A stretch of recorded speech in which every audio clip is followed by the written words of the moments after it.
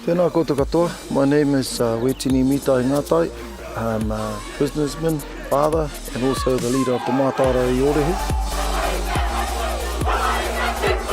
The only way you can get through this is to be physically right, mentally right, spiritually right. You got to be disciplined, you got to make sacrifices, you got to look after each other on and off stage. Kia kaha, lady. We all train hard, but at the end of the day we want to celebrate.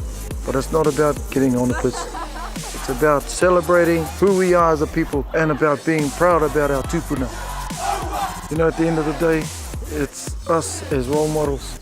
And so to let yourself go is not the look.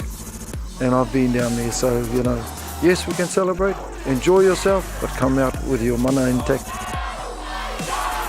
Nō reira kia mau ki tō mana, tō ihi, Taihoa, te inu Waipiro.